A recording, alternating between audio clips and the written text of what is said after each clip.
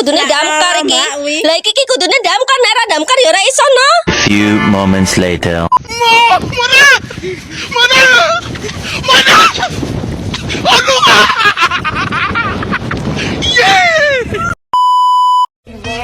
Just a feeling that I want you behind because it's something that is so just in my mind. I guess it goes that.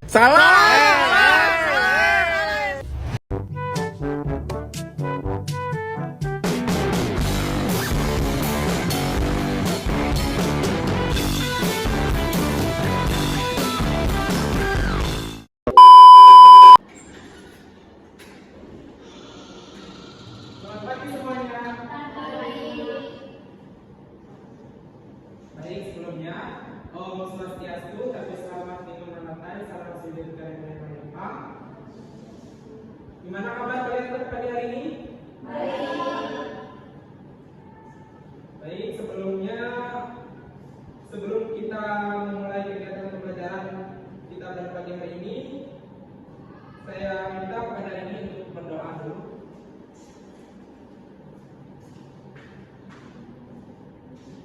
Baiklah teman-teman, sebelum kita memulai kegiatan kita pada pagi hari ini, mari kita sama-sama berdoa. Berdoa mulai.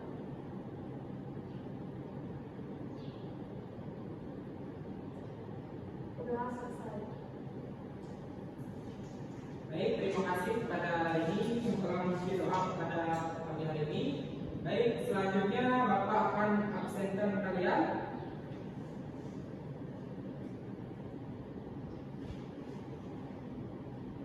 Neha, Hadir Pak. Rini, Hadir Pak. Septi Febrianti, Hadir Pak. Siska, Hadir Pak. Miranda, Hadir Pak. Selvi. Hadir Pak. Baik, semua hadir ya anak-anak. Baik anak-anak, sebelum kegiatan pembelajaran kita dimulai, langkah baiknya kita pangkas semangat kita dengan tepuk semangat. Ayo berdiri semua anak-anak. Kalau kita mulai. Tepuk semangat. Semangat. Oke, terima kasih. Silakan duduk kembali.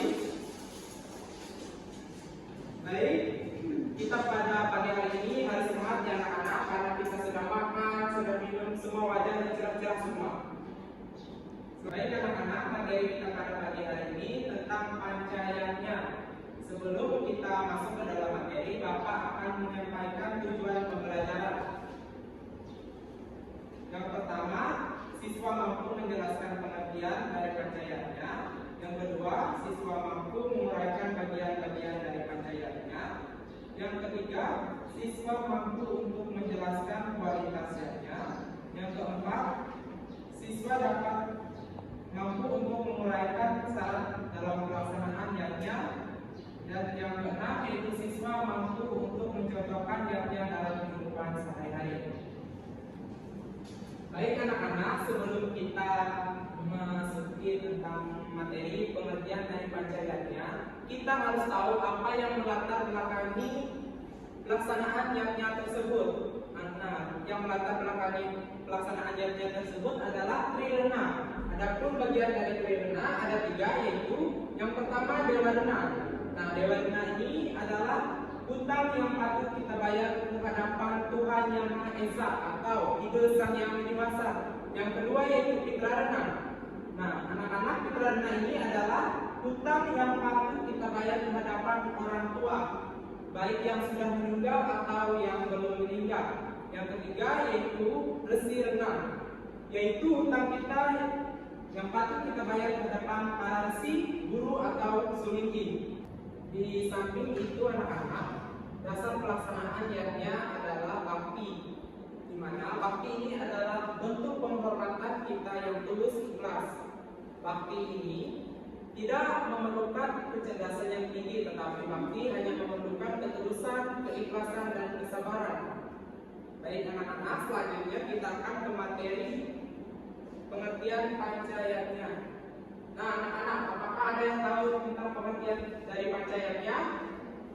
Saya Pak. Ya, silakan Rini.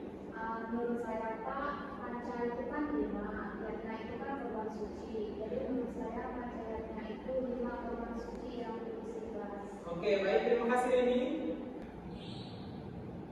Baik anak-anak, pancayatnya berasal dari bahasa Sanskerta dari dua suku kata, panca dan yatnya.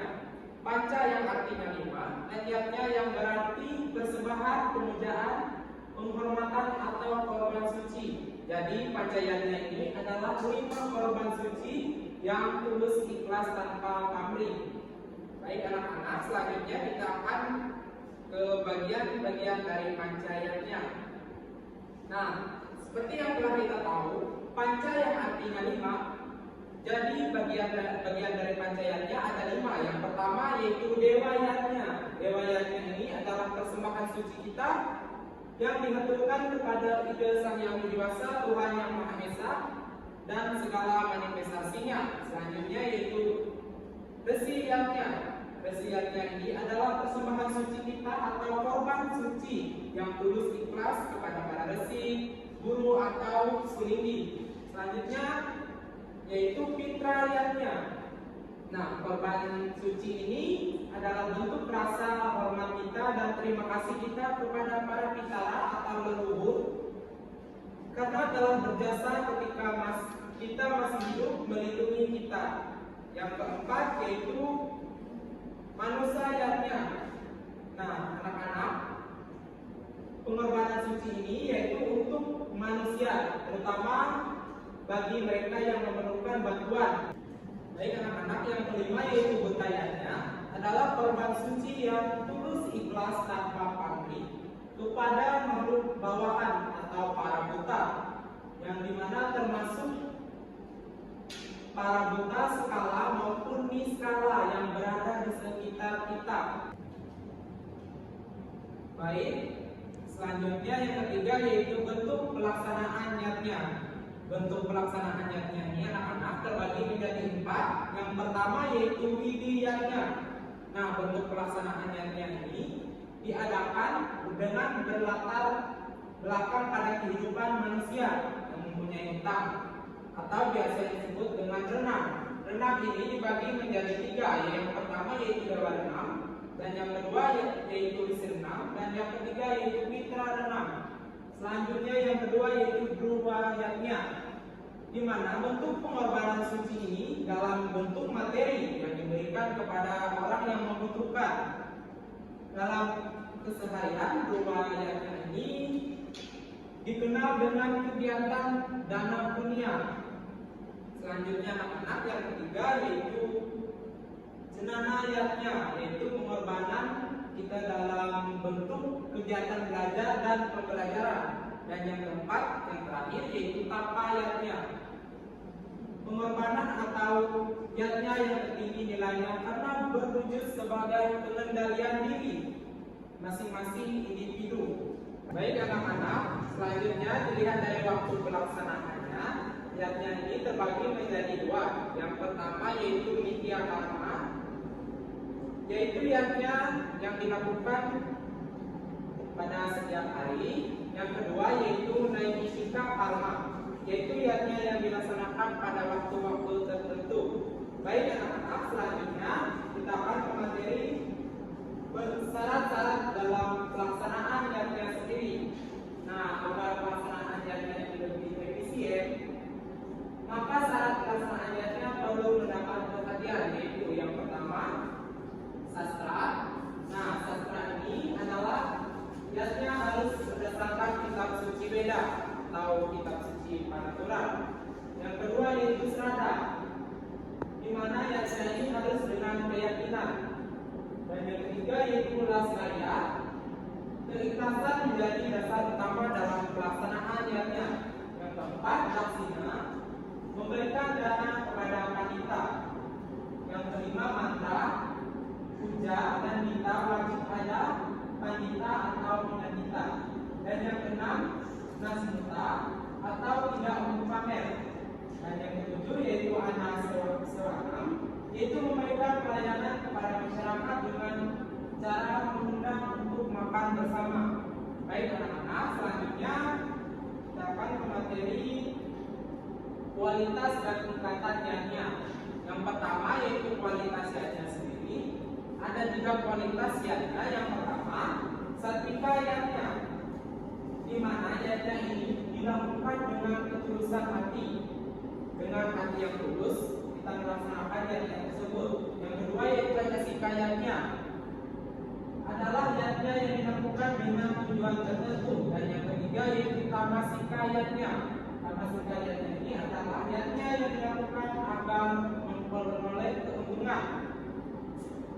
Nah, ayatnya yang wajib kita tiru yaitu yang pertama ya anak-anak, yaitu satrika yatnya. Dan yatnya rajasika dan tamasika tidak patut untuk kita contoh ya anak-anak. Selanjutnya yang kedua yaitu ikatan yatnya. Ikatan yatnya ini ada 3 juga. Yang pertama penista yatnya, yang dimana dengan sarana sederhana atau sarana yang minim. Yang kedua yaitu madya yatnya. Madya yatnya ini adalah kita melakukan yatnya dengan sarana yang menengah, tetapi disesuaikan dengan kemampuan kita sendiri untuk melaksanakan yatnya tersebut. Dan yang ketiga, utama yatnya, yaitu yatnya yang dilakukan dengan sarana yang mewah, lengkap, besar, dan megah. Selanjutnya anak-anak. Baik anak-anak, demikian materi kita pada pagi hari ini. Jika ada yang masih kurang jelas, bisa ditanyakan. Oke, untuk tugas kalian di rumah, silakan merangkum materi yang sudah Bapak jelaskan tadi. Nanti Bapak kirim ya anak-anak.